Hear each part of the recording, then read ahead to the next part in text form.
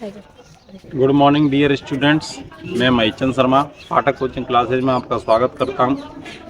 तो आज हम शुरू करने जा रहे हैं कक्षा 8 की कक्षाएं, जिसमें हम शुरुआती प्रश्नावली से अंत तक पढ़ाएंगे आपको। आज स्टार्ट करते हैं पहली एक्सरसाइज।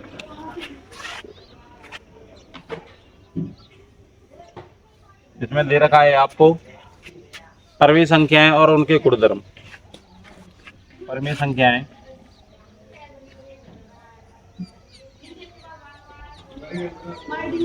व गुणधर्म।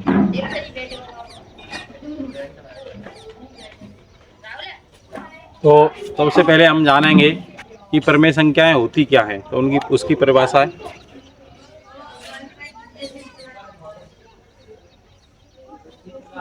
परमेय संख्या की परिभाषा होती है वे संख्याएं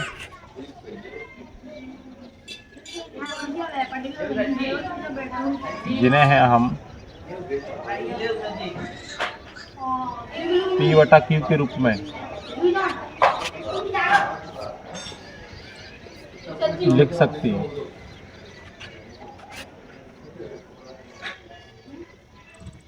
परमेय संख्या कहलाती है।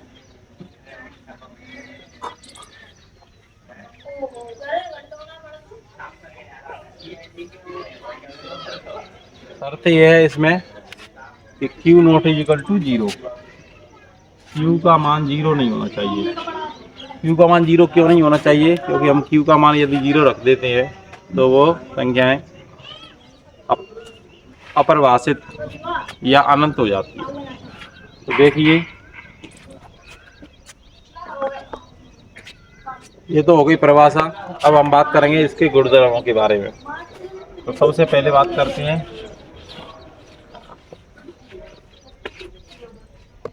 समृद्ध गुण की।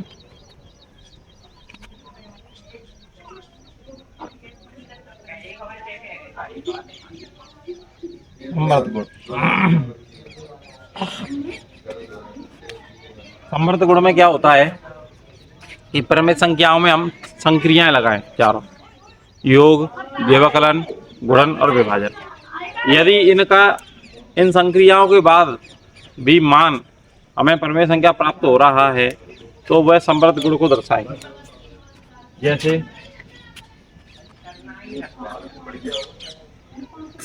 ए एक परमेय संख्या है, बी भी एक परमेय संख्या है। ये तो होगा योग के अंतर्गत। ए और बी एक परमेय संख्या है, तो इसका अंतर भी परमेय संख्या होगा।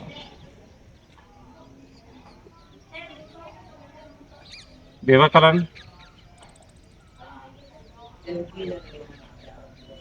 ए परमेय संख्या है एक माइनस बी परमेय संख्या है, तो परमेय संख्या प्राप्त होगी।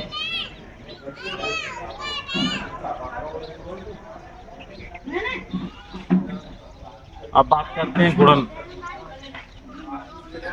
एक परमेय संख्या है, एक परमेय संख्या से गुणा होगा तो इसका भी आंसर परमेय संख्या होगा।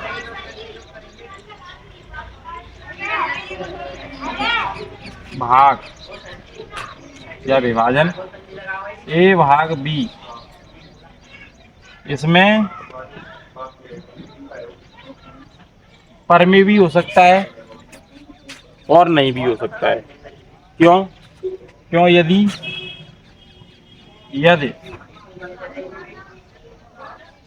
b बराबर 0 हुआ तो हमें अपरिभाषित मान प्राप्त होगा।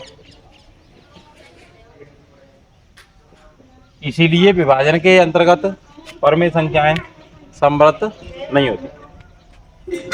तो ये होगी, नोट लगा देता हूं मैं। इन तीनों के अंतर्गत तो समृद्ध होती हैं, ये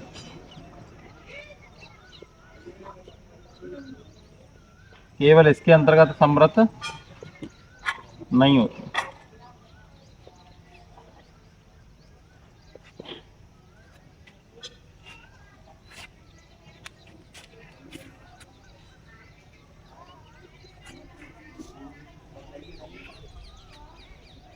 अब हम बात करना चाहेंगे परिमेय संख्याओं के दूसरे गुणधर्म के बारे में।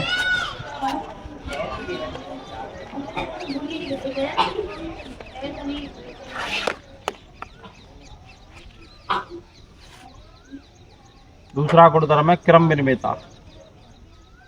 क्रम विनिमेयता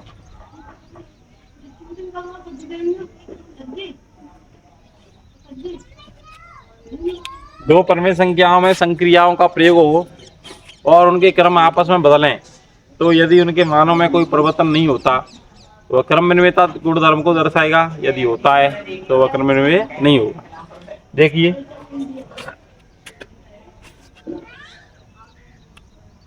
इसमें भी हम योग के अंतर्गत देखेंगे। योग के अंतर्गत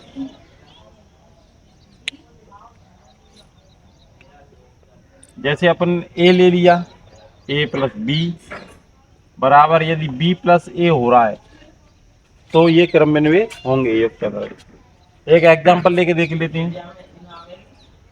जैसे अपन ने ले लिया 5 प्लस 3, इधर का ऐड करके देख लो, क्रम बदल लो, 3 प्लस 5, दोनों का मान 8 आएगा, तो ये योग के अंतर्गत क्रम विनिमेय होगा। तो इसमें लिख देंगे। हाँ,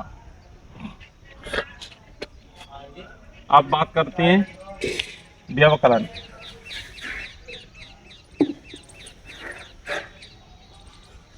व्यवकलन a minus B not is equal to B minus A, ये बराबर नहीं होता है।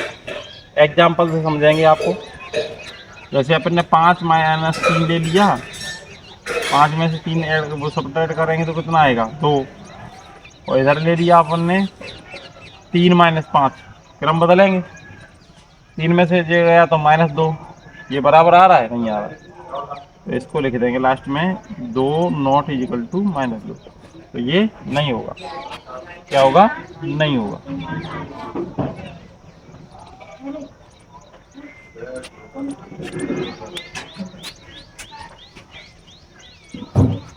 अब हम गुणन और विभाजन के अंतर्गत भी देखेंगे।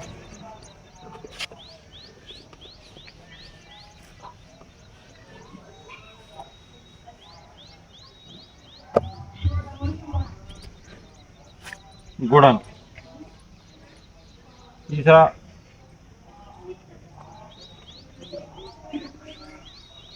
a इंटू बी बराबर b इंटू ए, गुणन के अंतर्गत होता है।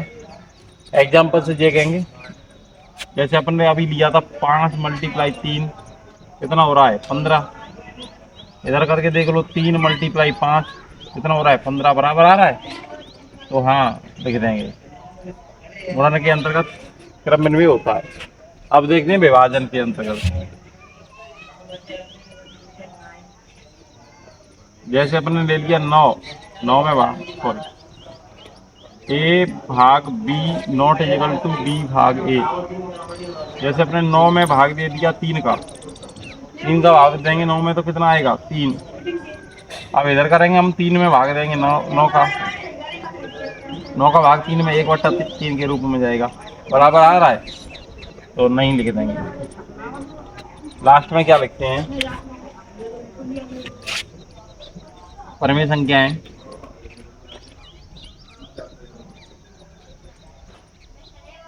योग व गुणन के अंतर्गत क्रम विनिमेय होती हैं, लेकिन व्यवकलन व विभाजन के अंतर्गत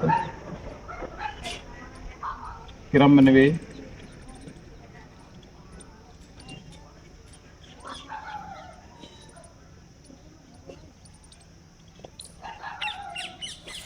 तो डियर स्टूडेंट्स, इस एक्सरसाइज का हम छोटा सा पार्ट आपको भी पढ़ा चुके हैं और बचाए उसको अगले पार्ट में पढ़ाएंगे। अगले पार्ट को देखने के लिए हमारे चैनल को सब्सक्राइब करें, बेल आइकन को प्रेस करें, यदि अच्छा लगे तो लाइक करें और कमेंट करें, और जितना हो सके शेयर करें। तो मिलते हैं अगले पार्ट में। धन्यवाद।